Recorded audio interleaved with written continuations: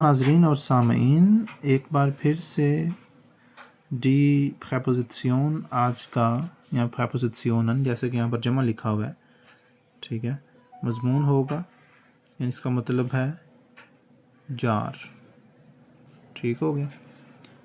तो जार बिल्कुल वही तारीफ़ के साथ जैसे कि उर्दू में पाए जाते हैं। अब चूँकि ए एन आ गया है तो ये जमा होगा, यानी कि एक जार नहीं, बहुत सारे जार। डी प्रेपोजिशन वाहिद होगा और डी प्रेपोजिशनन जमा होगा। यूट्यूब का लिंक आपको मेरे चैनल में मिल जाएगा। प्रेपोजिशनन Verhältniswörter यानी कि ताल्लुक़ ज़ाहिर करने वाले अल्फाज sind unveränderlich यानी कि गैर तग़य्युर पज़ीर हैं, तब्दील नहीं हो सकते। werden also nicht flektiert, nicht flektiert के इश्तिकाक पज़ीर नहीं हो सकते, इश्तिकाकियत नहीं रखते, उनमें इश्तिकाक नहीं हो सकता इन मानों में। Sie werden klein geschrieben, klein कहते हैं छोटे को, geschrieben लिखे जाएंगे या जाते हैं। Sie क्या है कि ये जो है preposition, Sie werden klein geschrieben के ये मुख्तसर लिखे जाते हैं, यानी कि इनके जो जब लिखते हैं ना फोन बाय मिट्सू या जे अन ऑफ हाउस, तो हमेशा पहला हरफ छोटा होता है। ठीक हो गया। अब ये एक मिसाल दी गई है ऊपर वाली तारीफ के मुताबिक। डाइन मांटल लीक्ड, इनको देखें थोड़ा सा इन्होंने मोटा करके लिखा हुआ है, और स्विशन को भी। इस जुमले के अंदर इन और स्विशन दो ऐसे अल्फाज हैं जिनको मोटा करके इसलिए लिखा गया है ताकि इनके ऊपर ये कहा जा सके, बात पर जोर दिया जा सके कि ये मिसालें प्रेपोजिशनन की हैं। Dein Mantel liegt in der Ecke zwischen den Pullovern. ठीक हो गया। Dein Mantel liegt in der Ecke zwischen den Pullovern. इन कहते हैं में और स्विशन के माबैन, कि तुम्हारी मांटल जो है, जो रेनकोट है या फिर लेदर की जैकेट है, वो इन द एक कोने में, स्विशन डेन फ्लोवान जर्सियों के दरमियान या कोटियों के माबैन लेटी हुई है, और अगर स्टेल्ट हो तो खड़ी हुई है, अगर स्टेट हो तो पड़ी हुई है। Die Einteilung der Präpositionen nach ihrer inhaltlichen Bedeutung. Einteilung कहते हैं तकसीम को। ठीक है, ये वही किताब जो मैं रोज़ाना पढ़ाता हूँ उसी का नया वर्जन है, जो मैं कहता जाता था पहले अपनी लाइव्स में कि वो वर्जन अब नहीं आ रहा, तो ये उस किताब का नया वर्जन है। लेकिन इसमें मैं समझता हूँ कि कोई इतनी उन्होंने तब्दीली नहीं की, सिर्फ आसानी कर दी है। फूलों के लिए आपका बहुत शुक्रिया। मुझे ज़्यादा खुशी तब होगी जब मेरी लाइव को आप समझें भी और साथ कमेंट्स करेंगे आपको समझ के आ रही है। ठीक है, मिसाल के तौर पर मैंने यहाँ तक पढ़ा, अगला जुमला आपने कमेंट करके मिसाल खुद देनी है, तो मुझे ज़्यादा खुशी होगी। Die Einteilung der Präpositionen के जार की जो तकसीम है, या फिर इधर जो कि जमा है तो इससे मुराद होगा जारों की जो तकसीम है। ठीक हो गया। तो जारों की जो तकसीम है, नाह का मतलब होता है के मुताबिक।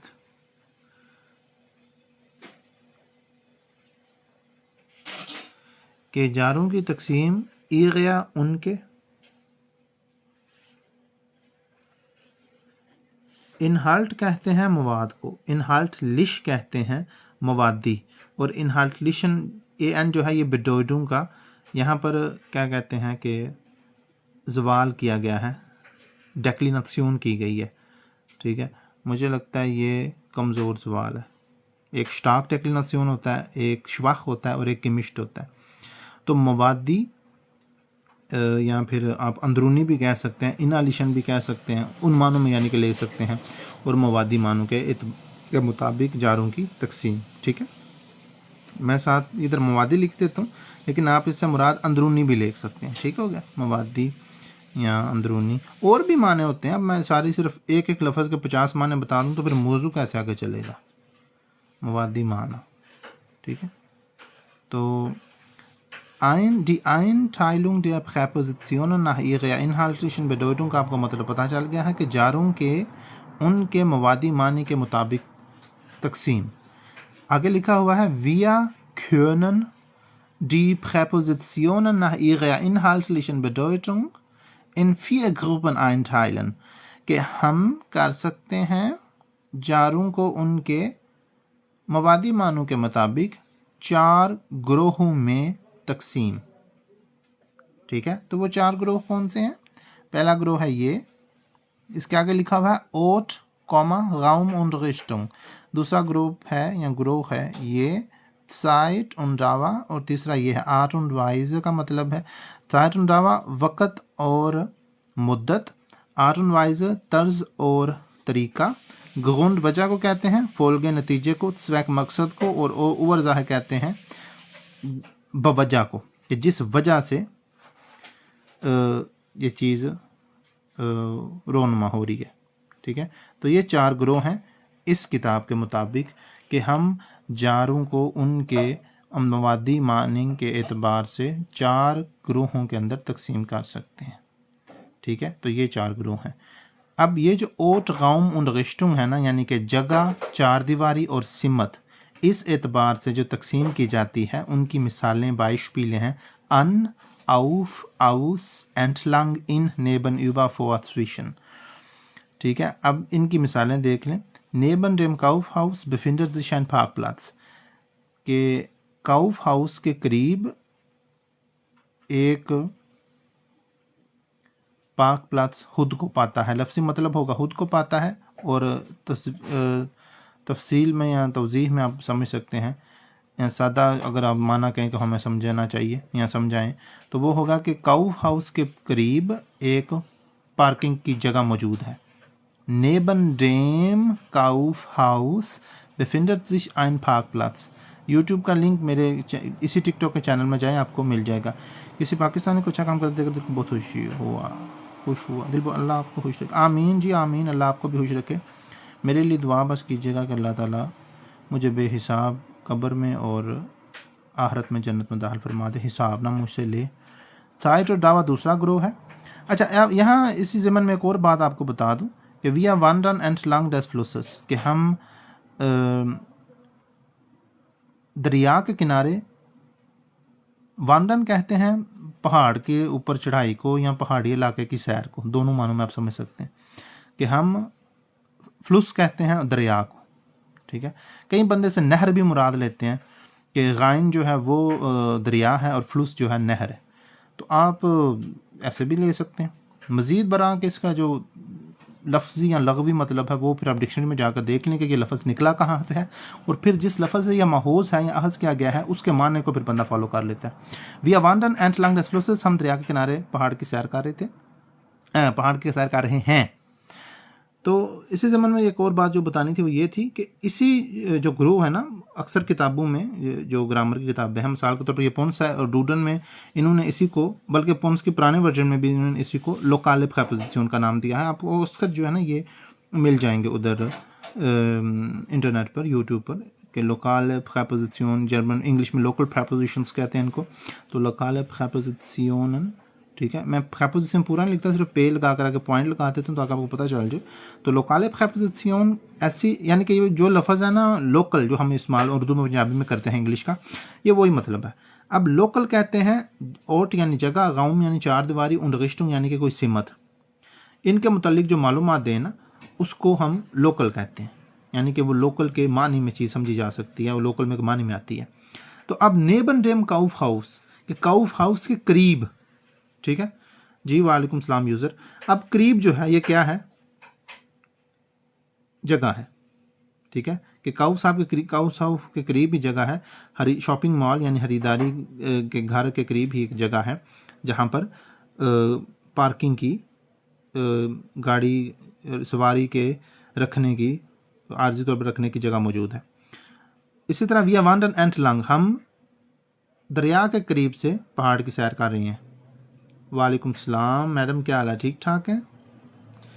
साइट उन दावा, वक़्त और मुद्दत, इन प्रेपोजिशन को भी एक जो मेन ग्रुप है, या जो मैंने पढ़ा है दूसरी किताबों में जर्मन की ग्रामर के, या फिर इंटरनेट से जो सीखा है उसमें ये वो प्रेपोजिशन ग्रुप है प्रेपोजिशन का, जारों का,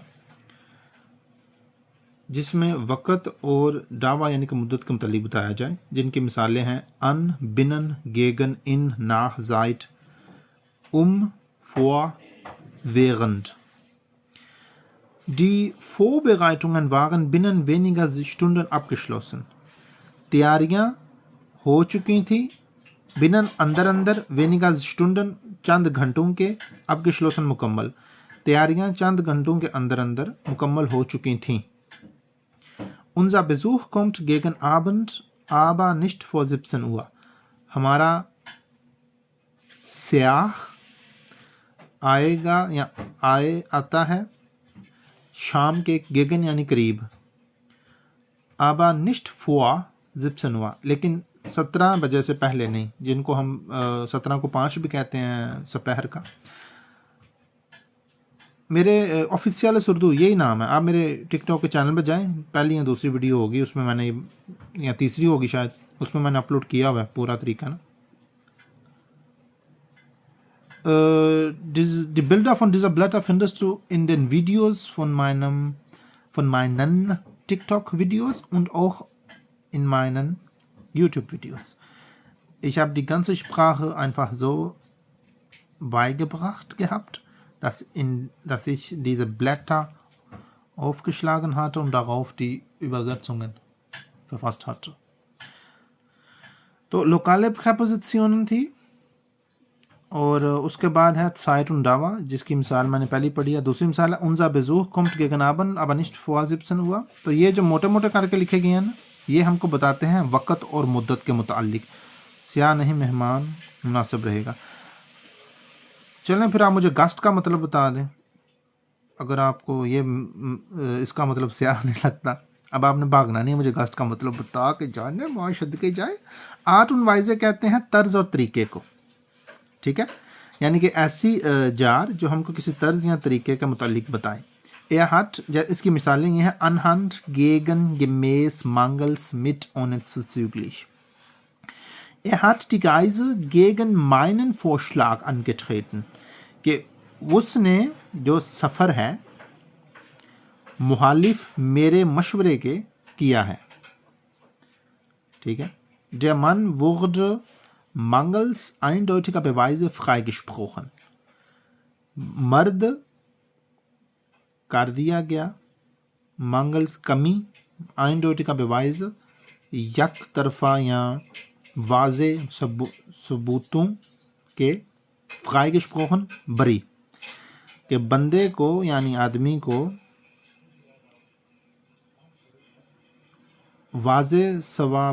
वाजे सबूतों की कमी की वजह से बरी कर दिया गया. यानी कि जज ने केस को चल रहा था अदालत में, तो der Mann wurde mangels eindeutiger Beweise freigesprochen. ठीक है जी. सर्किट, आप वही मुझे लगता है सर्किट हैं जो मुन्ना भाई के. अच्छा, Grund, Folge, Zweck und Ursache, के वजह, Folge यानी नतीजा, Zweck मकसद, और Ursache बवजह. ठीक है, कि was war die Ursache, कि बवजह किसके या वजह क्या थी कि जो ये वकू हुआ. ठीक है. तो die Feier fand anlässlich des Jubiläums statt. Celebration जो थी, त्यौहार जो था, या क्या कहते हैं, कोई मनाने की मजलिस जो थी. फंड फिंडन का माजी जारी है कि वकू पजीर हो रही थी. अनलेसलिश मौके पर, डेस यूबलियम्स जुबली के मौके पर. स्टार्ट फिंडन कहते हैं वकू पजीर होना. तो जो फाया है, जो सेलिब्रेशन थी, वो वकू पजीर हुई थी, जुबलियम के मौका पर हो रही थी. Vor lauter Freude sprang er in die Luft. फुआ जो है मोटा करके इसलिए लिखा गया है कि ये नतीजा, फोल्गे प्रेपोजिशन, या फिर यहाँ पर जो थी घूंड दी गई थी कि अनलेसलिश जैस जुबलियम्स के जुबली के वकू पजीर होने की वजह से जो फाया है, सेलिब्रेशन है, वो वकू वाक़ हो रही थी. ठीक है, यहाँ मनाई गई थी, ये भी आप कह सकते हैं. उर्दू में असल में ये होता है कि काफ़ी सारे जो उर्दू के माना हैं वो फ़हम एक रखते हैं, माना एक रखते हैं। जैसे मैं कहता हूँ ताकत, ज़ोर, बल, तो इन तीनों लफ्ज़ों के अंदर हम जो फ़हम लेते हैं ना, हमारे ज़हन के अंदर जो आता है वो माना एक ही होता है। उसके बाद vor lauter Freude sprang er in die Luft। sprang भी बिल्कुल इसी तरह फांड की तरह फिंडन का माजी जारी है, springen का ich springe, ich sprang, ich bin gesprungen। तो vor lauter Freude के बहुत ज़्यादा या बुलंद या ऊंची, सारे माने ना, बहुत ज़्यादा खुशी की वजह से वो हवा के अंदर जंप मार रहा था। ठीक है, तो ऐसी जार जो वजह, नतीजा, मकसद या बवजह हों, बताएं कि बवजह किसके या वजह क्या रही थी उनके, उनको कहते हैं काउजाल प्रेपोजिशन। काउजाल प्रेपोजिशन, ठीक हो गया। आर्ट und वाइज का ग्रो जो पिछली किताबों में था, उनकी यूँ समझ लें, ये पिछली किताबों में था जो मैं भी लिख रहा हूँ, लोकाल, काउजाल, मोडाल और इस तरह से टेम्पोगाल, ये जो थे ना समझ लें कि इन्हीं के उन्होंने ना आगे तर्जमा किया हुआ है कि लोकाले प्रेपोजिशन का बंदे को मतलब नहीं पता चलता, तो उन्होंने इसमें तर्जमा कर दिया अगले नए वर्जन में, थोड़ी सी आसानी कर दी है। तो साइट उन डावा वो ग्रुप था जो दूसरी किताबों में अभी भी मौजूद है। मिसाल के तौर पर जो डूडन का नया वर्जन है वो मैंने खरीदा, उसमें अभी भी यही चीज़ लिखी हुई है। तो टेम पो गाल प्रेपोजिशन, ठीक है। आर्ट एंड वाइज मोडाल, ठीक हो गया। तो पिछली किताबों में और हालिया भी दूसरी जो माहिर लिसानियात है उनकी किताबों में भी ये नाम है। वो पहले ये नाम लिखते हैं, उसके बाद ये समझ लें तफसीर नीचे लिखते हैं कि लोकाल प्रेपोजिशन एक ग्रोह है, और लोकाल से मुराद होता है ओट, गाउम और उन रिश्तों के जगह, चार दीवारी या सिमत के मुताल्लिक बताने वाले जो जार होते हैं उनको लोकल प्रेपोजिशंस या लोकाल प्रेपोजिशन कहते हैं। आगे चलते हैं। Präpositionen beziehen sich auf oder ein Personalpronomen und regeln die Beziehungen zwischen diesem Wort und dem Rest des Satzes। इसका मतलब ये है कि जार जो है वो हवाला देते हैं एक इसम या फिर ज़ाती ज़मीर का, और असूल तय करते हैं उस ताल्लुक का या उन ताल्लुकात का जो कि माबैन होते हैं एक लफ्ज़ के या उस लफ्ज़ के जिसमें ये ज़ाती ज़मीर या इसम आए, und dem Rest des Satzes, और बकिया हिस्सा जुमले के। ठीक है, तो एक हवाला देना कि ये इसम है या ये ज़ाती ज़मीर है, ये होता है जार का काम। ठीक है, Deine Schuhe liegen unter dem Tisch direkt neben mir। तुम्हारे जूते लेटे हुए हैं, लफ्ज़ी मतलब ये होगा, लेकिन आसानी के लिए मैं तर्जुमा करता हूँ कि पड़े हुए हैं। Deine Schuhe liegen unter dem Tisch direkt neben mir, कि तुम्हारे जूते पड़े हुए हैं unter dem Tisch। ये देखा उन्होंने निशानदेही की हुई है कि यहाँ पर टिश के ऊपर दलालत कर रही है ये प्रेपोजिशन। ठीक है, इसका मतलब क्या है कि जो ऊपर हमने पढ़ा है ना कि ये हवाला देते हैं नाम या एक ज़ाती ज़मीर का। अब मियाँ जो है मेरे करीब, कि तुम्हारे जूते मेज़ के नीचे डायरेक्ट बिल वास्ता मेरे नज़दीक पड़े हैं। ठीक है, तो उनटर डेम टिश यानी कि मेरे, और यानी कि मेरे करीब। तो यहाँ पर पहले जुमले में उनटर जो प्रेपोजिशन है वो एक टिश यानी कि नोमन के ऊपर, इसम के ऊपर, इसम कहते हैं किसी शख्स, चीज़ या जगह के नाम को, उसके ऊपर दलालत कर रहा है। और नेबन भी एक प्रेपोजिशन है जो कि फेजोनाल प्रोनोमन मेरे यानी कि ज़ाती ज़मीर के ऊपर दलालत कर रहा है। उसके बाद लिखा हुआ है in diesem Beispiel regeln die Präpositionen unter und neben die Beziehung zwischen den Wörtern Tisch, Schuhe, mir und liegen। ठीक है, das ist von Pons, das Buch ist von Pons, die deutsche Grammatik und Rechtschreibung। इन इस मिसाली जुमले में Reagan असूल तय कर रही हैं die Präpositionen jar, unter und neben die Beziehung zwischen den Wörtern Tisch, Schuhe, mir und liegen। ये जो ऊपर मिसाल दी गई हुई है ना, इस मिसाल के ऊपर वो बता रहे हैं कि इस मिसाली जुमले में जो जार हैं वो असूल तय कर रही हैं। जो जार इंटर und नेबन है वो एक beziehung कहते हैं रिश्ते को, ताल्लुक को, ठीक है, रिलेशनशिप को। तो रिलेशन तय कर रही हैं zwischen के दरमियान, wörtern इन लफ्ज़ों के दरमियान, टिश मेज, शुबे जूते, मियाँ मेरे, und और liegen लेटे हुए होना या तफसीरी मानों में पड़े हुए होना ना। Präpositionen bestimmen den Kasus ihres Bezugswortes। इसका मतलब ये है कि जार तायुन करते हैं उस मामले का, उस केस का, यानी कि डाटिव, अकुजाटिव या गेनेटिव का, ईगस बेजुग्सवर्टस के जिस जुमले में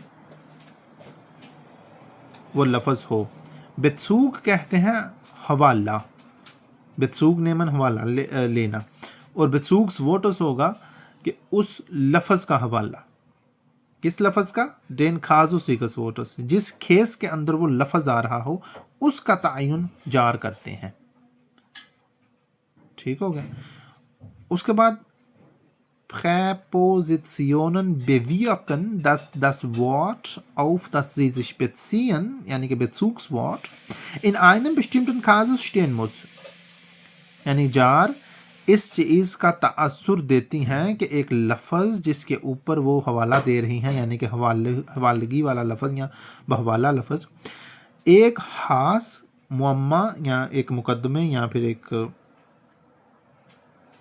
केस के अंदर स्टेहन खड़ा होना मुस लाजमी है, कि वो लाजमी एक ख़ास केस के अंदर आए। ये जार का काम होता है, इसके ऊपर तासुर देना, इसके ऊपर असरअंदाज करना। Sie regieren ihr Bezugswort, कि वो रेगियन कहते हैं, रेगिरे ये लातिनी लफ्ज़ है उससे निकला गया है रेगियन, ये एक फेल है। ये रेगियन कहते हैं एक तरह से हुकूमत करना, ठीक है, कि वो या ये हुकूमत करती हैं उस हवाले की लफ्ज़ पर। किन मानों में हुकूमत करना? कि उसको मुस एक काजुस के अंदर बंद करना, ठीक है। हुकूमत का यही काम होता है ना कि कानून देकर बंदों को उस कानून के मुताबिक रहने के लिए कहना या उन कानून के अंदर बंद करना, इन मानों में। मिट डियर, अब मिट जो है ये ऊपर देख रहे हैं, इस किताब वालों ने खुद ही निशानदेही की हुई है कि मिट जो प्रेपोजिशन है वो डू या डिश इसलिए नहीं होगा क्योंकि मिट डाटिव की प्रेपोजिशन है, और ये मुस है, ये लाजमी है, ये शर्त है कि डियर हो जाए, ठीक है। रद्द अमल कह लें रद्द अमल, लेकिन यहाँ पर रद्द अमल कोई नहीं कर रहा, यहाँ पर सिर्फ अमल हो रहा है, ठीक है। हुकूमत जो है सिर्फ अमल करती है, उसका रद्द अमल जो दिखाता है उसको जेल में डाल देती है। तो जब ये मिट आ जाए तो ऑटोमेटिक डू ने डिश नहीं होना, डियर हो जाना है। Mit dir habe ich immer Probleme wegen deines Starrsinnes। स्टारन कहते हैं किसी को घूरने से, और जिन कहते हैं, जैसे हम पंजाबी में कहते हैं ना तुक, यानी कोई मंतक होना। तो तुम्हारी वजह से मुझे हमेशा मसाइल का सामना रहा है। मैं डियर तुम्हारी वजह से नहीं, तुम्हारे साथ मुझे हमेशा मसाइल मिले हैं, या मेरे मसाइल हैं तुम्हारे साथ।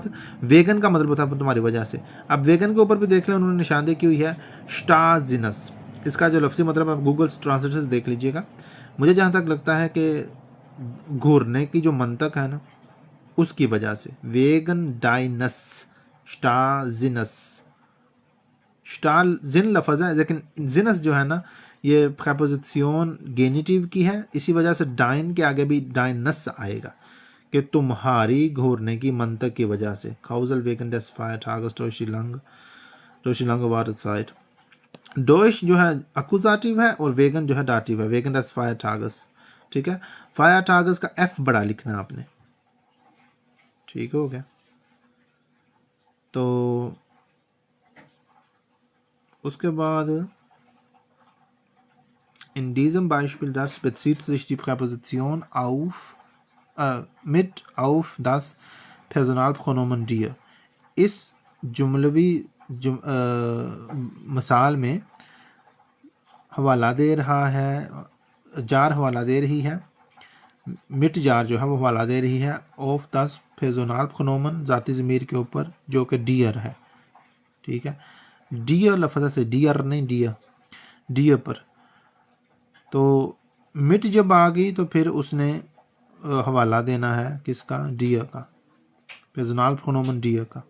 Die Präpositionen mit verlangt, dass ihr Bezugswort im Dativ in Klammer steht, wem Fragezeichen stehen muss।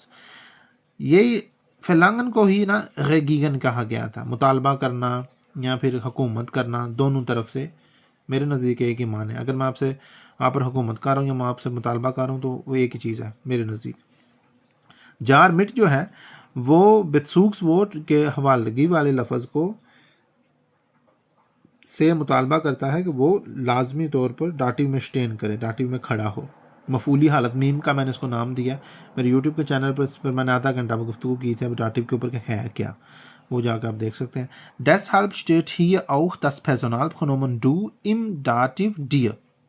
इसी वजह से यहाँ पर यानी कि इस मिसाल पर Personalpronomen ज़ाती ज़मीर du जो है वो डाटिव में dir के तौर पर आ रहा है, mit dir। आगे आता, die Präposition wegen bezieht sich auf das Nomen Starrsinn। Dieses Wort muss im Genitiv wesen stehen, weil die Präposition wegen es so verlangt।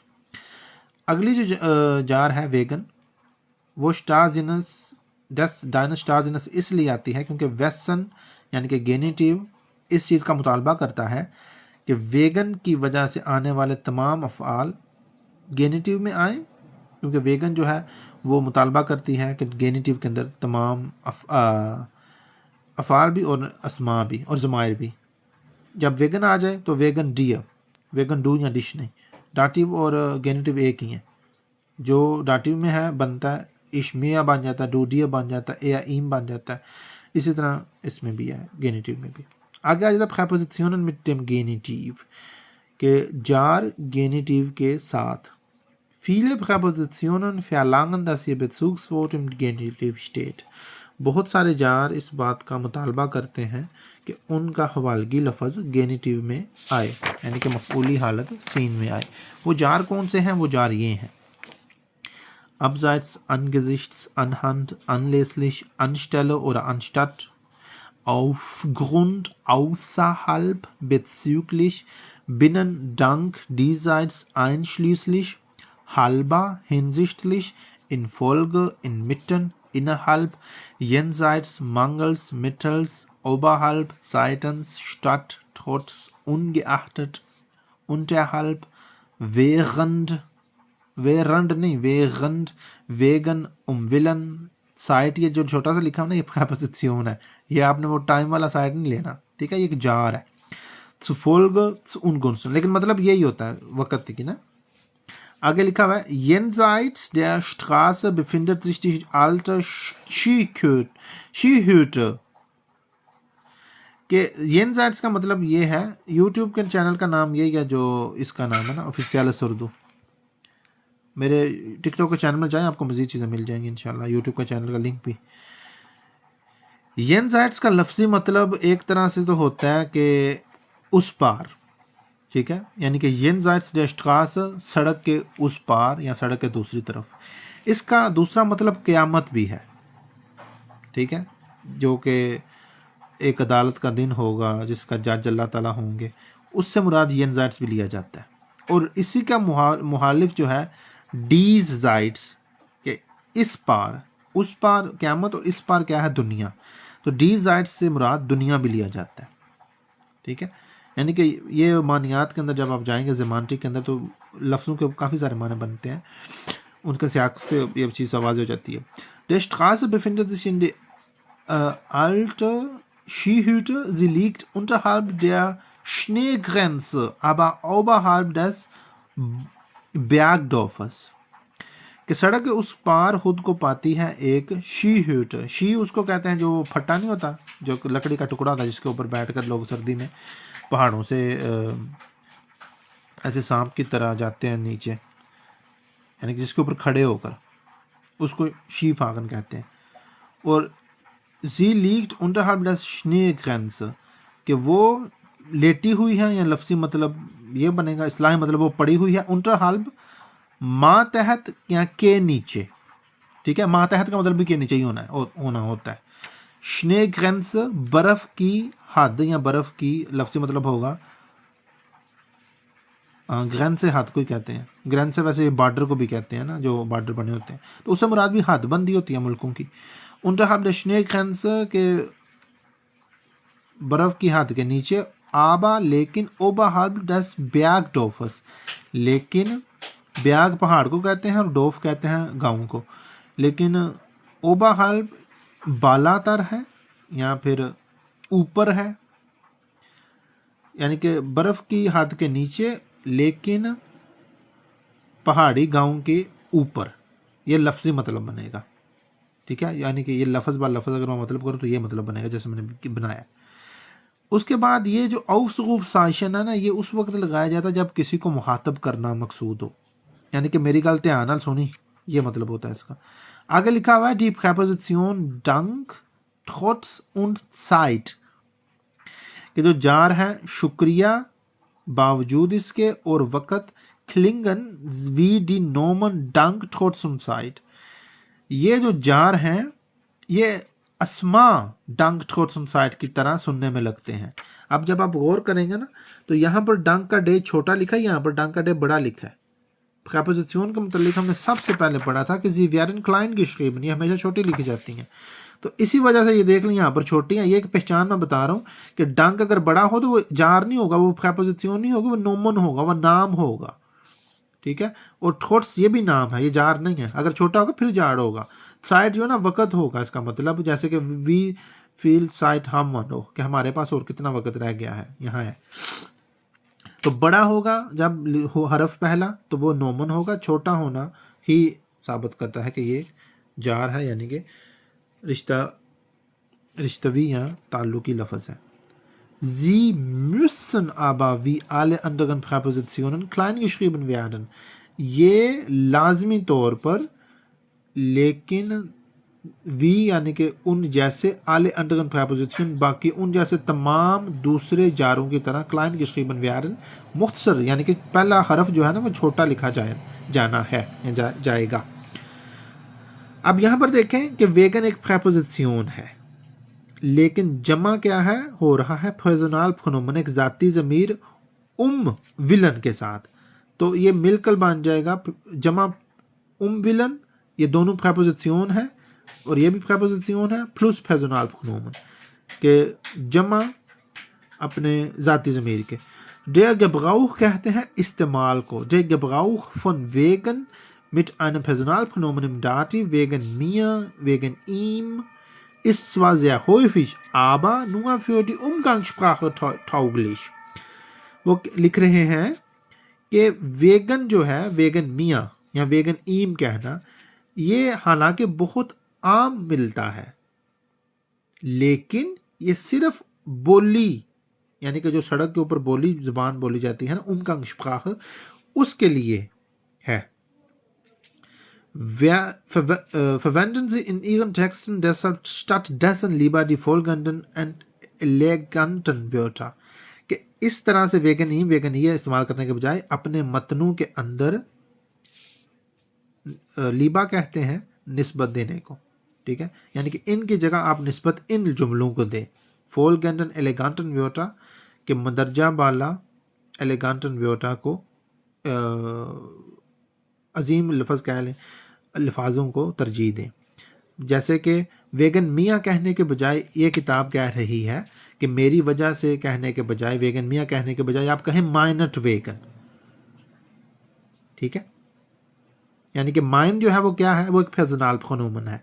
उसके आगे ए टे जो है इस लफ्ज़ के अंदर, इस मुरक्कब लफ्ज़ के अंदर हरफ रब्त का काम कर रहे हैं। हरूफ रब्त दो हैं, यानी कि माइन और वेगन।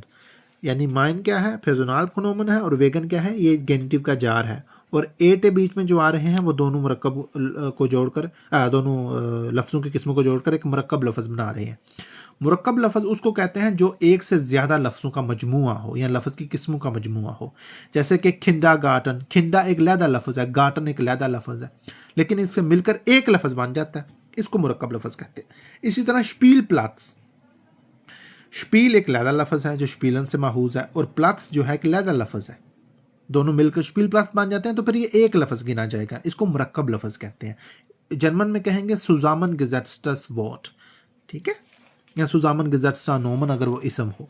तो यहाँ पर यह किताब कह रही है कि पहली चीज़ उन्होंने बताई है कि डंक ठोट साइट जो है ना, ये प्रपोजिशन है। अगर ये बड़ा हरूफ हो, जैसे कि ठोट्स का टे बड़ा है, साइट का सेट बड़ा है, डंक का डे बड़ा है, तो ये नोमन होंगे, ये जार नहीं होंगे, ये इसम होंगे, ये नाम होंगे। जार क्या होता है? फहलनेस वोट, यानी कि जो ताल्लुक जाहिर करे दो या दो से ज़्यादा लफ्ज़ों या उनके ग्रोहों के दरमियान आकर। लेकिन जो इसम है वो कोई ताल्लुक नहीं जाहिर करता, वो एक चीज़ का नाम होता है। जैसे कि ये किताब है, ये पेंसिल है, ये रेजर है, ये शार्पनर है, तो ये नाम है, इसम है, ठीक है, ये कोई ताल्लुक नहीं जाहिर करते। अच्छा, माइनट वेगन मेरी वजह से, डायनट वेगन तेरी वजह से, जायनट वेगन उस मुज़क्कर की वजह से, उनज़गट वेगन हम लोगों की वजह से, ईगट वेगन उन लोगों की वजह से। ठीक हो गया। मेरी आवाज़ को पता नहीं क्या हो गया। इशाबा स्नुआ डायनट वेगन के माठ, मैंने ये सिर्फ तुम्हारी वजह से किया है। आप वेगन डिया भी कह सकते हैं। इशवास schon, ich habe das gelernt. Ja, Tig Umar Khan, das ist nicht für dich gedacht, glaube ich, Büro. Das ist für diejenigen gedacht, die noch am Lernen sind. Aber das hast du auf jeden Fall gut gemacht, wenn du schon erworben gehabt hattest. इसी तरह से auch die zweiteilige Präpositionen, यानी कि दो हिस्सों पर मुश्तमिल jar जो है Willen. Aber ich bin der festen Überzeugung, wenn man dir sagt, dass du das erklären kannst, dann kannst du es vielleicht nicht erklären. Weil eine Sache wissen und erklären, das ist schwer, glaube ich. Das ist nicht das Gleiche. Verbindet sich gemeinsam mit einem Personalpronomen zu einem neuen Wort. कि दो हिस्वी jar जैसे कि और villain verbindet जोड़ती हैं sich gemeinsam, du bist eine gute Lehre. Ja, Lehre, ja, das ist eine gute Lehre und ich bin ein guter Lehrer. Okay, alles gut, kein Problem. Gemeinsam कहते हैं मिलजुल कर। mit einem Personalpronomen एक जाती ज़मीर के साथ एक यानी mit के साथ einem एक और Personalpronomen जाती। Alles gut, es muss dir nicht leid tun, kein Problem, hier sind alle Studenten, ich auch। zu einem neuen Wort, एक नए लफ्ज़ की जानिब। अगर कहें ना मिट आनम बोर्ड तो फिर होगा एक नए लफ्ज़ के साथ, और अगर कहें सु आनम वोट तो फिर होगा कि एक नए लफ्ज़ की जानिब। अब इनका क्या आएगा, मिसाल क्या होगी, यानी कि और विलन के आगे अंदर जो है वो क्या आएगा, फेजोनाल प्रोनोमन, एक जाती ज़मीर। जाती ज़मीर क्या है, माइन, डाइन, जाइन, ईयर, उनजा, ये। तो माइनट विलन, इसका मतलब होगा मेरे वास्ते। डायनट विलन तुम्हारे वास्ते। देखा ये बिल्कुल वैसी भी चीज़ें पाई जाती हैं जर्मन के अंदर भी। जायनट विलन उस मर्द मुज़क्कर के वास्ते, ईगट विलन उस औरत के वास्ते, और उनज़गट विलन हमारे वास्ते। टू एस doch bitte उनज़गट विलन, कर एनु मेहरबानी करके साढ़े वास्ते, करें इसको बराए करम हमारे वास्ते। ठीक हो गया। गाटस विलन खुदा के वास्ते। ठीक हो गया। तो इंशाल्लाह पाउज़े करेंगे और उसके बाद आगे से ये जो दो मुहातबियत के इशारे बताए गए हैं और प्रेपोजिशन में डाटिव जो है, ये तमाम की तमाम डाटिव प्रेपोजिशन है, इससे हटकर और कोई डाटिव की प्रेपोजिशन आपको नहीं मिलेगी। ये सारे जार जो हैं सिर्फ यही डाटिव के अंदर आते हैं। ठीक है। अब आउस, आउसा, बाय, एंटगेगन, एंटस्प्रेशेंट, फ्यान, गेगन ये एक प्रेपोजिशन है और यूबा एक लैदा प्रेपोजिशन है। इसी तरह से जैसे मैं अभी थोड़ी इसी ज़मन में अर्ज़ कर रहा था आपकी खिदमत में कि दो लफ्ज़ मिलकर एक मुरक्कब लफ्ज़ यानी कि सुजामन गेजेट्सटस वोट का नतीजा देते हैं। तो गेगन एक असल में अकुजाटिव की प्रेपोजिशन है और यूबा जो है ये एक ऐसी प्रेपोजिशन है जो कभी मफूली हालत मीम यानी कि डाटिव में और कभी मफूली हालत नून यानी कि अकुजाटिव में चली जाती है और दोनों मिलकर डाटिव की प्रेपोजिशन बनाती हैं। ठीक है। Präpositionen mit einem Bezugswort im Dativ wem oder welchem sind। ठीक है कि हवालगी लफ्ज़ डाटिव के अंदर मफूली हालत मीम के अंदर जो जार हैं जिनको ब्रैकेट में मज़ीद तफसील के लिए लिखा गया है वेम किसको या किसका, वेल्शम कौन से वाला को या कौन से वाले का, जिंड है अब आउसोसा बायन गेगन, इस तरह से। ठीक है, तो गेगन यूबा अगर मिल जाएं इकट्ठे, एक प्रेपोजिशन बनती हैं दो प्रेपोजिशन मिलकर, तो वो डाटिव में आएंगे। हाली गेगन और हाली गेगन अकुजाटिव में और हाली यूबा डाटिव अकुजाटिव दोनों में आ जाता है। गेमेस हमेशा डाटिव में आता है, लाउट हमेशा डाटिव में आता है। लेकिन ये जो सितारा लगा हुआ है ना, ये नीचे उन्होंने लिखा हुआ है कि इसका मतलब क्या है सितारे का ना, ये जो सितारा छोटा सा लगाया हुआ है, दूसरों के साथ सितारा नहीं लगा हुआ, इसके लिए या डी ओह इन द शूल टंकशून। तो सितारे का मतलब नीचे उन्होंने बताया हुआ है, मिट नाह नाहे या नाह भी, कहीं नाहे भी पढ़ते हैं, नाह भी पढ़ते हैं कहीं ना, यानी कि नाए भी पढ़ते हैं डुच्चे जो है जर्मन लोग। जम्ट जाइट फन फन अन, जैसे था ना विलन, इसी तरह विलन के दरमियान नुक्ते जो है यहाँ पर कोई भी आप फरजनार लगा सकते हैं। इसी तरह यहाँ पर आप एडजेक्टिव भी लगा सकते हैं। ठीक है, इस चार के अंदर ना सिर्फ जाती ज़मीर ही नहीं, मिसाल के तौर पर कह सकते हैं फन अनफंग अन के अजलों से, आगाज से, पहले दिन से। फन अनफंग अन हाट अल्लाह über die Seelen der Menschen entschieden, कि अजलों से पहले दिन से अल्लाह ताला ने इंसानों की रूहों के ऊपर फैसला किया हुआ है। zufolge zu Liebe, zufolge zu Liebe, zufolge एक प्रेपोजिशन है जो दो लफ्ज़ों का मजमूआ है, और zu Liebe भी दो लफ्ज़ हैं जो एक प्रेपोजिशन है, यानी कि zu एक लफ्ज़ है, ठीक है, zu एक लफ्ज़ है जैसे कि यहाँ पर लिखा हुआ है प्रेपोजिशन है, और Liebe एक लगा लफ्ज़ है। ठीक है, zu Liebe मिलकर एक जार बनाते हैं जो डाटिव में आती है। अब ये जो स्टार लगा हुआ था इसके मुतालिक पढ़ लेते हैं कि die Präposition laut wird manchmal auch mit dem Genitiv benutzt, कि लाउट जो है वो कभी कभी गेनिटिव के साथ भी इस्तेमाल होती है, यानी कि बाकी तमाम की तमाम सिर्फ और सिर्फ डाटिव में आएंगी। ये आपने डाटा लेनी है, ठीक है, बगैर रट्टे के ये कौन नहीं आपको समझ आनी। और लाउट जो है ये कभी कभी गेनिटिव में भी आती है। सही है, अभी मैं पाउज़े कर रहा हूँ, ब्रेक कर रहा हूँ, वक्फा कर रहा हूँ, और बाद में इंशाल्लाह दोबारा यहीं से शुरू करेंगे। अल्लाह हाफिज़।